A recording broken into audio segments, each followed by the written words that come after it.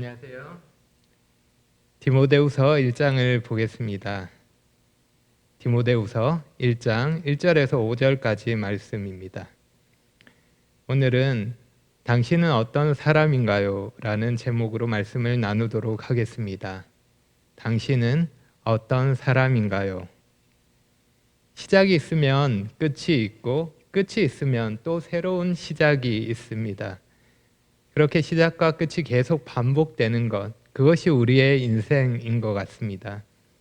시작을 만나고 끝을 보내면서 우리가 할 일은 끝은 잘 마무리하고 시작은 더 의미 있게 출발할 수 있도록 마음을 새롭게 하는 것입니다.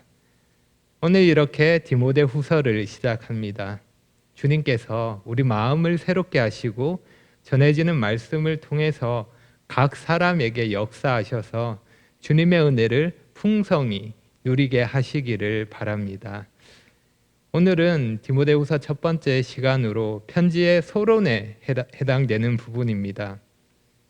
여러분이 만약 다른 사람이 쓴 편지를 본다면 편지를 이해하기 위해서 가장 먼저 확인해야 할 것이 무엇일까요? 먼저 살펴보는 것이 누가 누구에게 쓴 편지인가 하는 것일 것입니다. 우리가 편지 서론에서 확인할 수 있는 것이 바로 그것입니다. 편지를 쓴 사람과 편지를 받는 사람이 누구인지를 알 수 있는 것입니다. 우리는 이미 이 사실을 자연스럽게 알고 있습니다.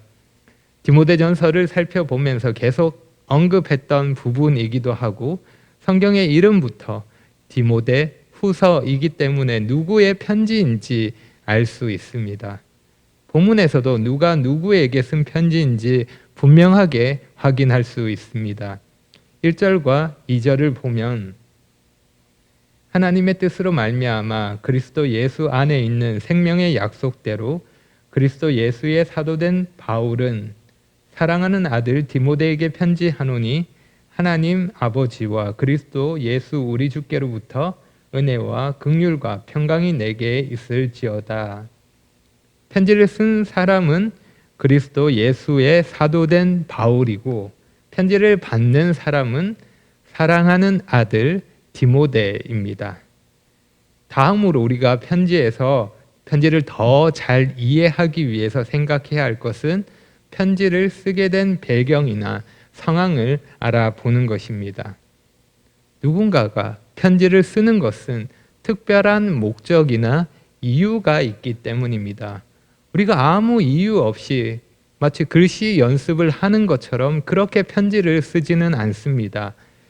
가끔 어린 아이들이 마치 글씨 연습을 하는 것처럼 낙서 같은 편지를 쓸 때가 있지만 그런 경우에도 나름의 목적이 있습니다. 편지를 쓴 사람이 전달하고 싶은 내용이 있고 편지를 통해 얻으려고 하는 목적이 있다는 것입니다. 그래서 편지를 이해하기 위해 편지를 쓴 목적을 파악하는 것이 중요합니다. 그리고 그 목적을 파악하는 데 크게 도움이 되는 것이 편지를 주고받는 사람들이 겪고 있는 상황을 살펴보는 것입니다.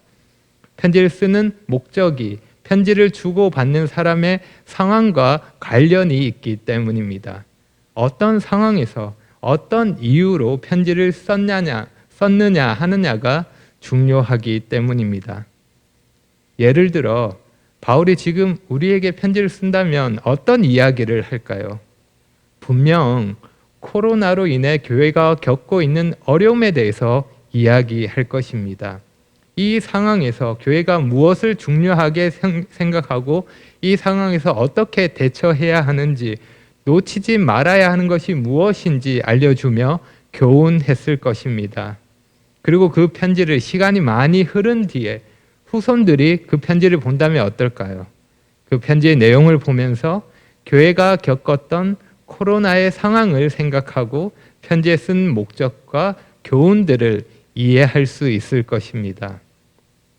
물론 지금 우리가 디모데 후서의 상황을 파악하는 것은 그보다 훨씬 더 어려운 일입니다. 바울은 지금 우리에게 편지를 쓴 것이 아니라 대략 2000년 전에 디모데에게 편지를 썼기 때문입니다. 우리가 그 상황을 파악하기 위해서는 추가적인 수고가 필요합니다. 그럼에도 참 감사하는 것은 우리가 직접 할 수 없는, 하기 어려운 여러 가지 추가적인 수고들을 대신 한 분들이 있다는 것입니다. 우리는 그들의 수고와 노력을 통해서 그들이 얻은 연구의 결과를 가지고 편하게 그 당시의 상황을 알 수 있고 또 정보를 얻을 수 있습니다. 그런 정보들을 종합해서 살펴보면 디모데 후서는 디모데 전서와는 많이 다릅니다. 상황이 많이 다릅니다. 바울은 디모데 전서를 기록하고 나서 짧게는 2년, 길게는 5년 정도의 시간이 지난 후에 디모데 후서를 기록했습니다. 디모데는 여전히 에베소에서 목회를 하고 있었고 많은 시간이 지난 것은 아니지만 바울의 상황이 많이 변했습니다. 바울이 디모데전서를 쓸 때에는 자유인으로 편지를 썼지만 하지만 디모데 후서를 쓸 때에는 감옥에 갇힌 상황이었습니다. 당시의 상황을 파악할 수 있는 힌트가 성경에 나옵니다. 1장 8절을 보면 주를 위하여 갇힌 자라고 말하고 있고 1장 16절을 보면 나의 사슬에 매인 것이라고 말하고 있습니다. 바울은 지금 갇혀 있었고 사슬에 매여 있었습니다. 바울은 전에도 감옥에 갇힌 적이 있었는데 그 감옥에 갇힌 적이 1차 투옥이라고 이야기합니다. 사도행전 마지막에 기록된 것처럼 집에 갇혀 있었습니다. 로마 병사의 감시를 받기는 했지만 집에 있으면서 상대적으로 편안하게 자유롭게 지낼 수 있었고 여러 사람들을 만날 수 있었습니다. 가택연금이라고 할 수 있습니다. 하지만 지금 갇힌 상황은 완전히 다릅니다. 2차 투옥은 진짜 감옥입니다. 가택연금과는 완전히 다른 상황입니다. 바울은 천장에 빛과 공기가 들어오는 구멍이 있는 그런 음침한 지하 감옥에서 사슬에 매여 있는 상태로 있었고 외로움과 추위로 고통당하고 있었습니다. 당시 로마의 상황은 네로 황제의 박해가 한창 진행 중이었습니다. 네로 황제는 로마의 화재의 원인을 그리스도인들에게 돌리며 그리스도인들을 죽이는 것을 오락으로 생각했던 잔인한 인물입니다. 로마의 역사가 타키투스의 기록에 의하면 네로는 그리스도인들에게 짐승의 가죽을 덮어 씌운 다음 개들을 풀어서 찢어 죽이도록 했습니다. 그리고 횃불처럼 밤을 밝히기 위해서 그리스도인들을 십자가에 매달아서 묶어 태우기도 했습니다. 당시의 상황이 그러했습니다. 이런 극심한 박해 가운데 바울이 감옥에 갇힌 자가 되었고 자신의 죽음을 예감하면서 그의 마지막 편지를 쓰고 있었던 것입니다. 바울이 겪고 있는 지금 상황을 생각하면 좀 새롭게 와닿는 것이 1절의 표현입니다. 1절에 이런 표현이 있습니다. 그리스도 예수 안에 있는 생명의 약속대로. 생명의 약속. 죽음을 앞둔 바울이 생명을 말하고 있습니다. 죽음이 삼킬 수 없는 생명, 죽음이 이길 수 없는 생명을 말하고 있는 것입니다. 그 생명이 예수 그리스도 안에 있습니다. 바울은 그리스도 예수 안에 있는 생명의 약속으로 사도가 되었습니다. 또한 생명의 약속은 사도 바울이 전하는 메시지가 되었습니다. 복음이 주는 생명, 하나님이 약속하신 생명이 그리스도 안에 있다는 사실입니다. 죽음의 문턱에 있는 바울에게 무엇보다 위로가 되고 소망이 되는 것은 복음이 이 생명을 약속한다는 사실입니다. 복음은 단지 이 땅의 것이 아닙니다. 이 땅에서나 이 땅에서의 삶이 끝난 후에나 사람들에게 생명을 약속합니다. 영원한 생명, 참된 생명을 주는 것입니다. 하나님의 뜻으로 말미암아 하나님의 주권적인 선택에 따라 사도가 된 바울, 그 바울은 복음의 신실한 일꾼으로서 생명의 약속을 전하는 자가 되었습니다. 비록 지금은 갇힌 자가 되어서 죽음을 앞두고 있지만 어떤 것으로도 취소할 수 없고 어떤 것으로도 빼앗을 수 없는 하나님이 약속하신 생명이 바울 안에 있기에 바울은 평안할 수 있는 것입니다. 자신이 달려가야 할 길을 마치고 자신에게 주어질 면류관을 기다리며 이제 남아있는 자를 생각합니다. 복음의 일꾼으로서 사도 바울의 삶은 곧 끝나게 될 것입니다. 지금 죄수로 감옥에 갇혀 있는 그는 곧 순교자가 될 것입니다. 바울의 삶은 끝납니다. 하지만 복음의 역사는 끝나지 않습니다. 새로운 시작입니다. 하나님은 바울 이후에도 계획을 가지고 계십니다. 복음을 왜곡하는 데 열심인 거짓 교사들이 교회를 어지럽게 하고 있지만 교회를 박해하는 데 열심인 네로 황제의 폭정은 갈수록 심해지고 있지만 바울은 이제 죽음을 앞두고 자신의 삶의 끝을 기다리고 있지만 하지만 그 끝에서 새로운 시작을 바라볼 수 있는 것입니다. 또 다른 시작을 기대할 수 있습니다. 그리고 바울은 생각합니다. 바울은 디모데를 생각합니다. 오늘 본문을 보면 비슷한 말이 반복되고 있습니다. 바로 생각한다라는 표현입니다. 3절을 보면 너를 생각하여 라고 되어 있고 4절에는 내 눈물을 생각하여 라고 합니다. 5절에는 내 속에 거짓이 없는 믿음이 있음을 생각함이라 라고 말씀하고 있습니다. 이렇게 바울은 반복해서 디모데를 생각하고 있음을 말하고 있습니다. 바울은 디모데를 생각하여 자신의 유언과도 같은 마지막 편지를 전합니다. 그리고 우리는 이 편지를 통해서 바울이 생각하는 디모데를 또 생각할 수 있습니다. 바울이 생각하는 디모데는 바울에게 어떤 사람일까요?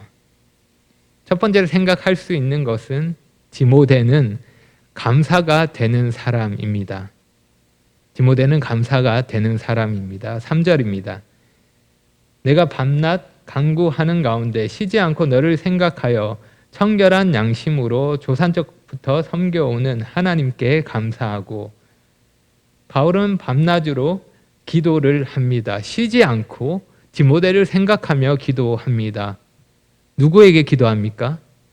자신이 청결한 양심으로 섬기는 하나님, 자신뿐만 아니라 자신의 조상적부터 대대로 섬겨오는 하나님, 그 하나님께 기도하며 감사하고 있습니다. 바울에게 있어서 디모데가 하나님에 대한 감사의 제목이 된다는 것입니다.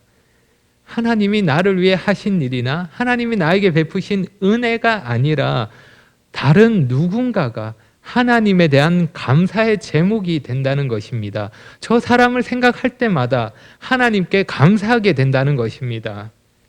이게 어떤 마음인지 어떤 느낌인지 실제적으로 잘 생각이 되지 않습니다. 여러분은 어떠십니까? 실제적으로 잘 생각이 되십니까? 쉬지 않고 생각하고 밤낮 기도할 때마다 감사하게 되는 사람, 그런 사람이 여러분에게 있으십니까? 연애할 때도 이렇게 하지 않았는데 쉽지 않은 일인 것 같습니다.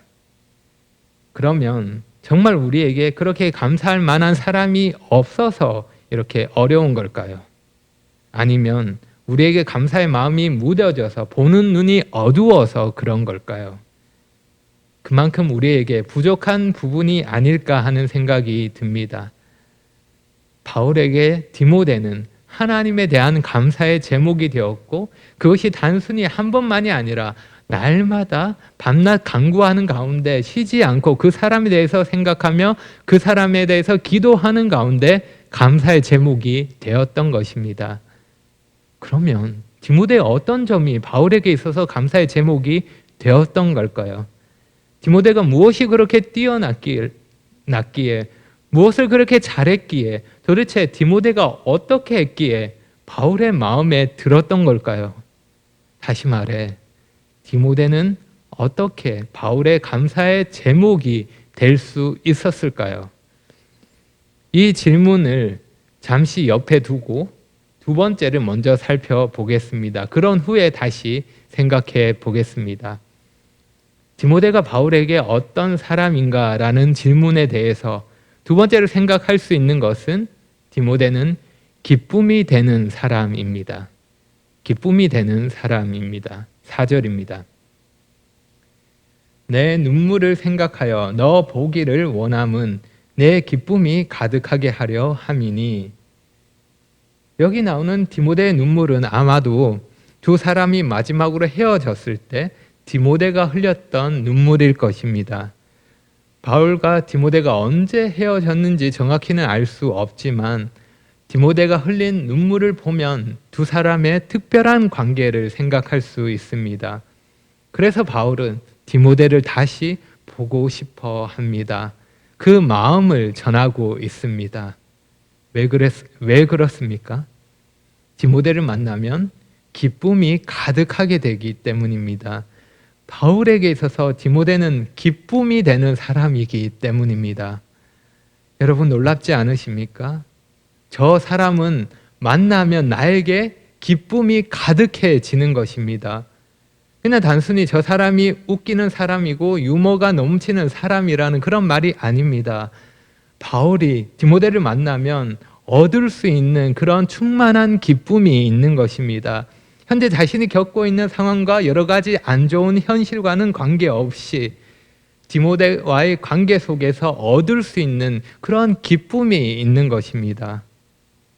여러분은 누구를 만나면 기쁨이 가득하게 되십니까? 유명한 사람이나 인기 스타를 만나면 기쁨이 가득해질까요? 함께하는 것이 기쁨이 되는 사람, 저 사람을 만나면 나의 마음이 너무 기뻐, 이런 사람이 있으십니까? 여러분에게 그렇게 기쁨이 되는 사람이 있으십니까? 혼자 있는 게 제일 좋으시죠? 우리의 현실은 어떻습니까? 내 주변에는 왜 이렇게 힘든 사람이 많은지, 되도록 피하고 싶은 사람, 안 만나고 싶은 사람, 같이 있으면 피곤한 사람, 내 마음에 어려움을 주는 사람, 그렇게 기쁨이 되는 사람보다는 어려움이 되는 사람이 더 많은 것 같습니다. 그렇지 않습니까? 그런데 더 무서운 사실은 나는 잘 모를 수 있는데 내가 다른 사람에게 그런 사람일 수 있다는 것입니다. 상대적인 것입니다. 그런데 바울에게 있어서 디모데는 기쁨이 되는 사람이었습니다. 여러분, 만약에 할 수 있다면 우리가 바울에게 기쁨이 될 수 있을까요? 생각해 보면 주님께 기쁨이 되는 일보다 더 어려울 것 같습니다. 인자하시고 사랑이 많으신 주님은 우리의 부족함을 다 아시기에, 우리의 모난 부분과 약함을 아시기에 우리를 기쁨으로 받아주십니다. 그런 의미에서 바울에게 기쁨이 되는 것은 왠지 더 어려울 것 같습니다. 하지만 디모데는 어떻게 바울에게 기쁨이 되는 사람이 되었을까요? 디모데가 바울이 좋아하는 스타일의 사람이었고 성향이나 하는 일이 잘 맞아서, 마음이 잘 맞아서 바울에게 유익이 되는 사람이라서, 그래서 디모데가 바울에게 기쁨이 되었을까요? 우리는 여기 잠시 옆에 두었던 질문을 다시 꺼내 봅니다. 디모데는 어떻게 바울의 감사가 되었을까요? 그리고 디모데는 어떻게 바울의 기쁨이 되었을까요? 디모데가 착해서, 디모데가 말을 잘 들어서, 디모데가 맡겨준 일을 잘 해냈기 때문에 그런 외적인 것들이 이유가 되는 것은 아닙니다. 진짜 이유는 디모데 속에 있습니다. 그 안에 있었던 것입니다. 5절입니다. 이는 내 속에 거짓이 없는 믿음이 있음을 생각함이라. 이 믿음은 먼저 내 외조모 로이스와 내 어머니 유니게 속에 있더니 내 속에도 있는 줄을 확신하노라. 5절에 이렇게 시작합니다. 이는, 이유를 말하는 것입니다. 디모데 속에 있는 거짓이 없는 믿음, 그 믿음이 이유가 되는 것입니다. 디모데에게 있는 믿음의 결과가 바울의 감사가 되었고 바울의 기쁨이 되었던 것입니다. 외적으로 디모데가 뭔가를 하고 안 하고, 말을 잘 듣고 안 듣고, 인격적으로 좋고 나쁘고, 이런 외적인 기준이 아니라 하나님의 하신 일의 결과라고 할 수 있는 것입니다. 디모데 속에 있는 믿음, 그 하나님이 하신 일의 결과가 그 믿음이 이유였던 것입니다. 그래서 디모데가 어떤 사람이냐, 세 번째로 생각할 수 있는 것은 디모데는 믿음이 있는 사람입니다. 믿음이 있는 사람입니다. 디모데에게 있는 거짓 없는 믿음이 있었기에 바울에게 감사의 제목이었고 디모데가 기쁨의 이유가 되었던 것입니다. 믿음이 있는 것이 다른 두 가지의 이유가 되었던 것입니다. 쉬지 않고 디모데를 생각하며 디모데의 눈물을 생각하며 디모데를 생각할 때마다 하나님께 감사할 수 있었던 것은 하나님이 지금의 디모데를 만드셨기 때문입니다. 하나님의 뜻과 인도하심으로 디모데가 여기까지 온 것이기 때문입니다. 단순히 입술의 고백만으로 된 것이 아닙니다. 거짓으로 믿음을 말하는 것이 아니라 디모데가 진실한 믿음을 가진 것은 어려서부터 외할머니와 어머니로부터 하나님 말씀으로 양육을 받았고 때가 되어 복음을 듣고 믿었기 때문입니다. 그 모든 과정 가운데 하나님의 은혜와 긍휼과 평강이 함께 했기 때문입니다. 그래서 디모데 속에 있는 거짓 없는 믿음은 여러 가지 핍박이나 반대에 부딪히더라도 흔들리지 않습니다. 그 믿음이 날마다 하나님을 신뢰하는 가운데 결단하게 만드는 것입니다. 하나님에 대한 신실함으로 믿음으로 행하고 믿음으로 사는 것입니다. 여러분, 이것은 너무도 중요한 문제입니다. 우리는 외적인 것을 주목하고 겉으로 드러나는 모습에 마음을 빼앗깁니다. 하지만 그 모든 것보다 가장 우선 되어야 하는 것은 내 속에 믿음이 있느냐 하는 것입니다. 여러분은 다른 모든 것의 이유가 되는 믿음이 있는 사람이십니까? 다른 사람에게 기쁨이 되는 것, 다른 사람에게 감사가 되는 것, 이 모든 것은 먼저 거짓 없는 찬 믿음이 있을 때 가능한 일입니다. 주님 안에서 생명의 약속을 가진 자라야 가능한 일입니다. 믿음이 없는 외적인 행위와 믿음이 없는 그 모든 수고는 헛된 것입니다. 오히려 잘못된 만족과 교만함을 부추길 뿐입니다. 가장 먼저 우리가 해야 할 일은 나에게 믿음이 있는지 자신을 살피고 내 속에 하나님이 허락하신 참 생명이 있는지 점검하는 일입니다. 그것이 아니라면 다른 모든 것은 아무런 의미가 없기 때문입니다. 여러분 스스로를 한번 살펴보시기 바랍니다. 오늘 말씀의 제목으로 질문합니다. 당신은 어떤 사람인가요? 당신은 다른 사람에 대해서 감사가 되는 사람입니까? 당신은 다른 사람에 대해서 기쁨이 되는 사람입니까? 무엇보다 당신은 믿음이 있는 사람입니까? 우리는 말하지 않아도 서로가 부족한 부분이 있음을 잘 알고 있습니다. 한번 생각해 보십시오. 디모데가 처음부터 이런 사람이었을까요? 바울에게 있어서 디모데가 처음부터 감사가 되고 기쁨이 되고 믿음이 있는 사람이었을까요? 아닐 것입니다. 하나님의 은혜이고 하나님의 뜻 안에서 하나님이 역사하신 결과입니다. 하나님이 그를 빚으셨기에 하나님이 쓰시기에 합당한 도구가 되었고 하나님이 허락하신 자리에서 하나님의 일을 감당하고 있는 것입니다. 처음부터 바울의 눈높이에 따라 디모데를 보고 디모데를 판단했다면 디모데는 늘 부족한 사람이고 늘 제대로 일할 수 없는 사람이고 늘 걱정거리고 늘 기도 제목이고 늘 믿음이 연약한 사람이었을 것입니다. 하지만 바울의 감사와 바울의 기도와 바울의 칭찬과 격려가 있었기에 디모데가 바울의 영적인 아들로서 자라갔고 때가 되었을 때 자신의 자리에서 하나님이 맡기신 일을 감당할 수 있었던 것입니다. 우리도 그러합니다. 우리는 여전히 부족함이 있고 부족함이 많고 서로에 대해서 어려움을 줄 수 있는 그런 자들입니다. 성장이 필요한 자들입니다. 그래서 서로를 있는 그대로 볼 때 감사의 제목이 되기보다는 간구의 제목이 될 수 있고 근심거리가 될 수 있습니다. 기쁨이 되기보다는 불평과 한숨거리가 될 수 있습니다. 마음의 어려움이 될 수 있는 것입니다. 서로의 있는 그대로 모습을 본다면 말입니다. 하지만 우리가 주목해야 할 것은 그 안에 있는 믿음입니다. 겉모습의 마음을 빼앗기지 말고 하나님이 그 사람 안에 허락하신 믿음을 보시기 바랍니다. 그리고 어려움이 있다면 하나님이 선하신 뜻과 능력 안에서 그 믿음을 자라가게 하시도록 구하시기를 바랍니다. 믿음이 자라가는 과정에서 어려움을 만나더라도 서로 용납하고 서로 기다려주고 격려하며 사랑으로 대하는 것이 필요한 것입니다. 우리가 그런 마음으로 서로 감싸주고 서로의 부족함을 채워간다면 하나님께 기쁨이 되는 사람으로, 하나님께 감사가 되는 사람으로, 하나님께 믿음이 있는 사람으로 성장하게 될 것입니다. 그러기 위해서 누군가에 대해서 여러분은 먼저 감사하는 사람이 되시기를 바랍니다.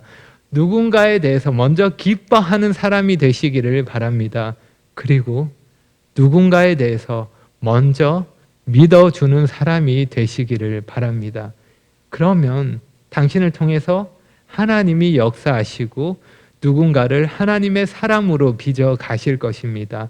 하나님이 그 일에 당신을 사용하실 것입니다. 그러니 마지막으로 질문합니다. 당신은 어떤 사람입니까? 하나님에 대해서 어떤 사람입니까? 그리고 사람에 대해서 어떤 사람입니까? 기도하겠습니다. 아버지 하나님, 하나님의 놀라운 사랑으로 저희에게 생명의 약속을 주시고 저희 안에 믿음을 허락해 주셔서 감사합니다. 저희가 믿음을 가진 자로서 항상 기뻐하고 범사에 감사하는 그런 삶을 살기 원합니다. 주님, 저희에게 은혜를 베푸셔서 저희 각자가 어떤 사람인지, 얼마나 부족한 자인지 제대로 살피고 점검할 수 있도록 도와주시고, 부족한 점이 있다면 주님의 은혜로 자라갈 수 있도록 인도해 주시기를 원합니다. 저희가 겪는 어떠한 어려운 상황 속에서도 변치 않는 하나님의 사랑과 은혜를 생각합니다. 하나님의 은혜가 있기에 저희가 넉넉히 이길 수 있음을 고백합니다. 계속해서 주님의 은혜로 저희 마음을 주장해 주시고 믿음으로 승리할 수 있도록 도와주십시오. 모든 것 예수님의 이름으로 기도합니다. 아멘.